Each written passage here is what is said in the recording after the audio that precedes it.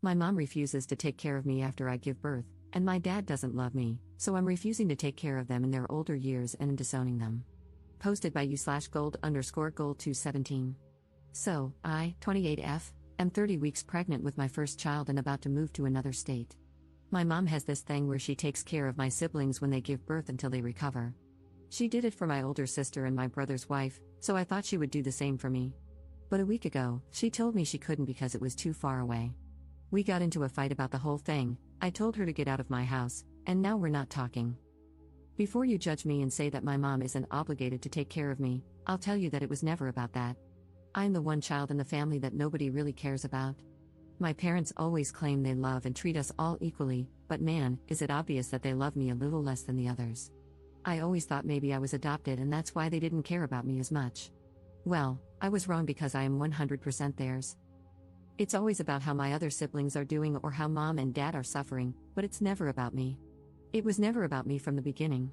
I am rarely celebrated, even when it's supposed to be my day. My birthdays?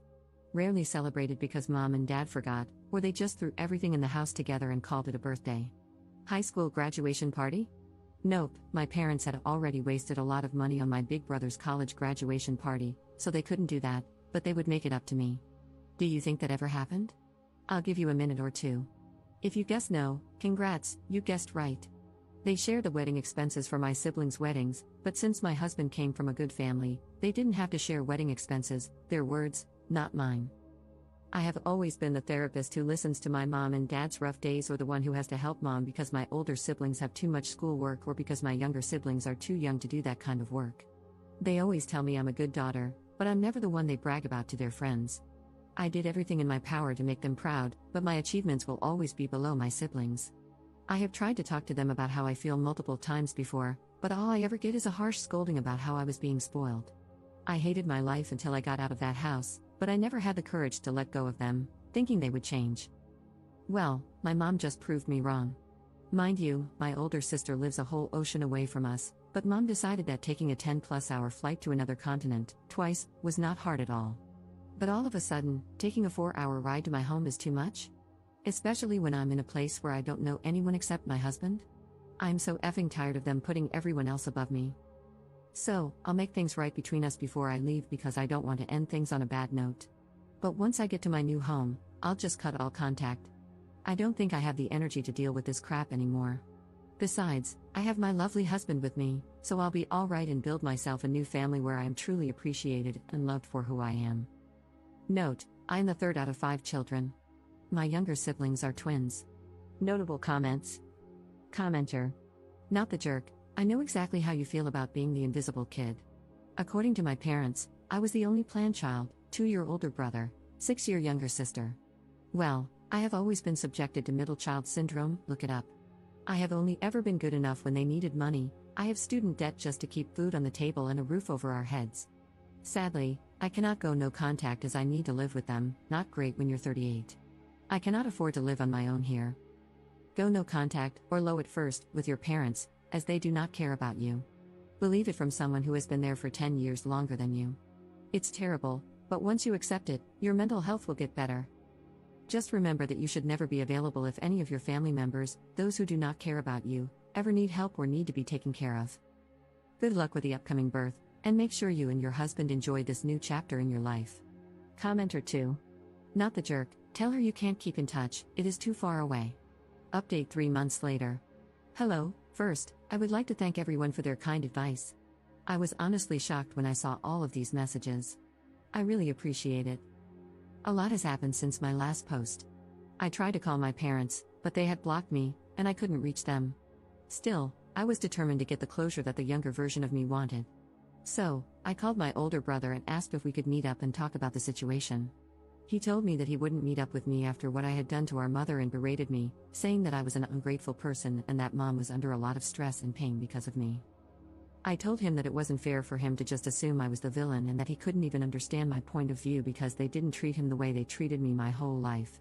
He knew they treated me like their personal chef, maid, and therapist for years, yet they couldn't even give me the love and attention I wanted just once in my whole damn life. He basically screamed at me through the phone, calling me a piece of trash for saying that, insisting that mom and dad treated us all equally, and claiming I was just a damn narcissist who can't think about anyone but myself. I tried to talk, but my emotions got the better of me, and I started breaking down on the phone. He hung up on me. I even started asking myself if I really was the narcissist my family seemed to think I was. But my husband came to the rescue and helped me through all of this, though the doubt that maybe I was in the wrong still lingered in my head. I guess my brother told my parents that I had called him because Dad called about 2 days later and asked me to meet up at their house. I was about to say no, but I couldn't because his voice was filled with remorse. So, I thought that maybe, just maybe, we could get past the whole thing, and I could drop the thought of cutting contact, even if Mom didn't want to help out. After about 3 days of talking to my dad, my husband and I went to their house to talk. I thought it was going to be just me, my husband, and my parents, but they had also invited my brother and his wife. As soon as we sat down, my dad started talking about how disappointed he was in me and how things shouldn't have led to this. I told him he was right, things shouldn't have escalated to this point, but I had assumed that since Mom helped take care of my sister and my brother's wife, she would do the same for me. Instead, she just favored everyone else over me, and it was frustrating. I told them how I had felt for years and shared everything I had said to you all. But they all acted like they didn't care, which honestly hurt like hell. At that moment, I knew I didn't mean anything to them, so why was I fighting to be part of a family that didn't want me? My husband was about to speak, but I told him not to. Everyone gave their opinions, basically blaming me. Then Dad asked if I wanted to say anything to Mom. I told her that I was sorry because I didn't want any bad blood between us before I closed this chapter and moved on with my life, but she didn't say anything back. Dad said we needed some time to cool off and set some boundaries, and I guess that was it between us. Over the next 2 weeks, we packed up and left the state. I didn't tell anyone where my new house was. Only after I had arrived and settled down did I write a long message explaining everything they had done and how I felt. At the end of the message, I told them I was completely cutting contact with my parents and older brother. I changed my phone number and blocked all of my family on social media. And you know what? My life has never been this peaceful in a long time. I'm happy with everything, and my baby will arrive any day now. It is honestly stressful, but I love it so much. We even hired a helper around the house, because why not? Now my days consist of sleeping, taking walks, eating some more, dealing with back and hip pains, and repeating the cycle, which honestly isn't that bad. Thank you for reading. Notable comments. Commenter. You should have never sought closure from your family. It was a bad move, and look what happened. It's clear you're never enough for them, and you never will be. Cut off all contact with the people giving you trouble. There's a difference between being spoiled and simply wanting to be acknowledged. You're a wife and soon a mother. Your husband and your child are your number one priority and will always come first. You don't need your parents or your siblings, and your child especially doesn't need aunts, uncles, and grandparents who would honestly treat them just like they treat you. This is the start of a new chapter in your life.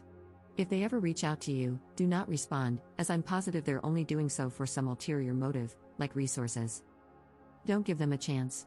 I wish you and your new family well. Commenter 2. Don't even bother writing the letter.